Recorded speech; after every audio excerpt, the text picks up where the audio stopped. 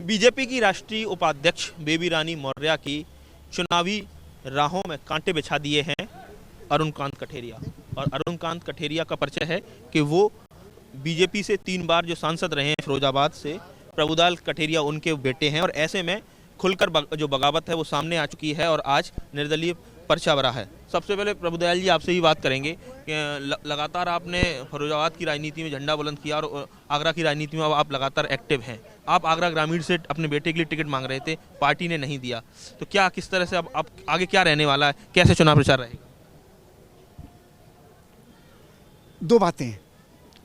एक प्रश्न आपने किया है कि आप फिरोजाबाद से लगातार 3 बार सांसद रहे और ऐसी सेवा करी कि जो शायद किसी के बारे में कमेंट नहीं कर सकता। ये रेलवे लाइन देखिए, प्रभुदयाल कठेरिया की देन है। जो भाड़ाई से सीधे होते फतेहाबाद, शमशाबाद, इटावा को अटल जी की जन्मस्थली बटेश्वर से लेके इटावा तक जोड़ी, ये प्रभुदयाल कठेरिया की देन थी। नंबर 2, चम्बल डाल परियोजना, ये मेरी देन थी।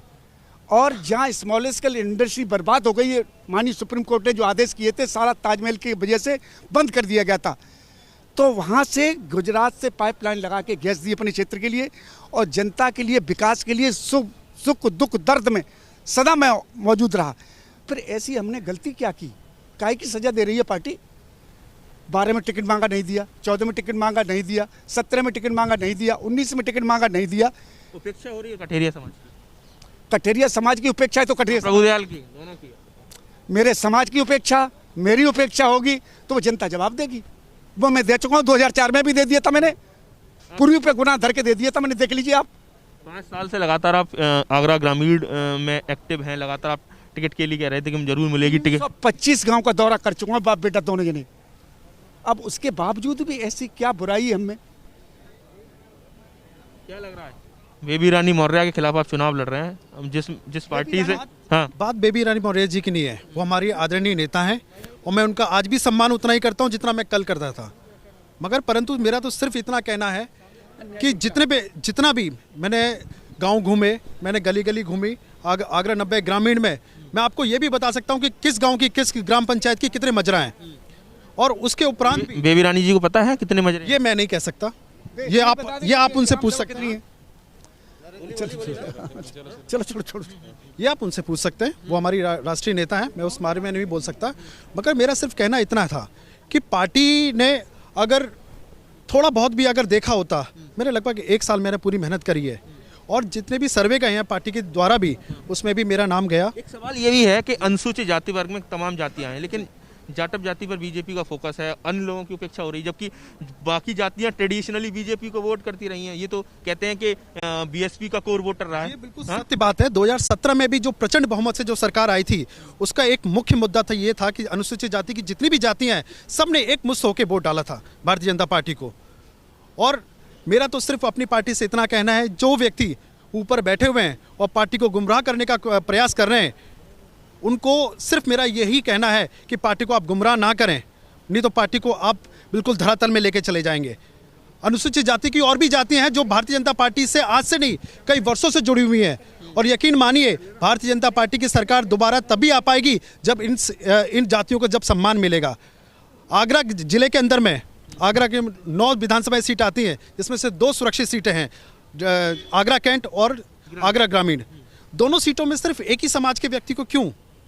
बाकी और जो हमारी अनुसूचित जाति की जो जातियां हैं, उनमें भी तो नेता हैं। प्रभुदयाल जी, चर्चा तो ये चल रही है कि बेबी रानी मौर्य को बीजेपी बड़े स्तर पर प्रोजेक्ट किए, गवर्नर बनाया, हालांकि गवर्नरशिप ले ली, लेकिन सवाल ये भी है कि उनको ये भी अंदर खाने से खबर चली डिप्टी सीएम बनाने का फेस अगर सरकार द्वारा पावर में आती है, पार्टी उन्हें प्रधानमंत्री बना दे, हमें तो कोई ऑब्जेक्शन है नहीं, हमें कोई ऑब्जेक्शन नहीं।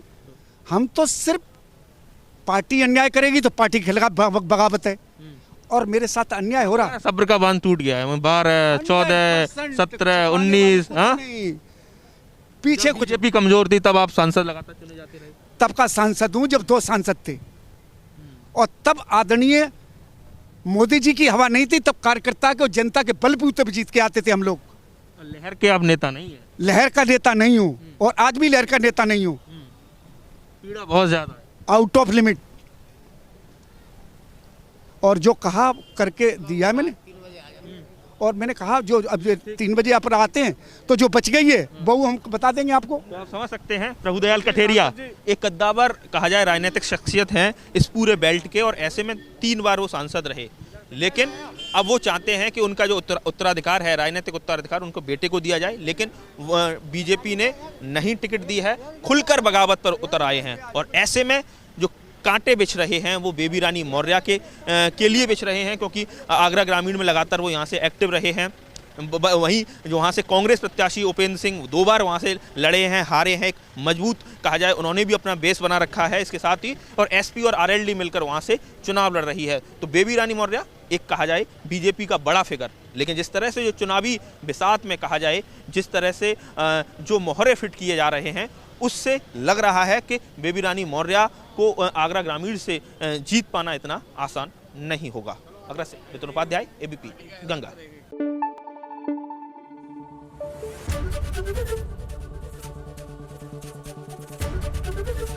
एबीपी गंगा, खबर आपकी, जुबान आपकी।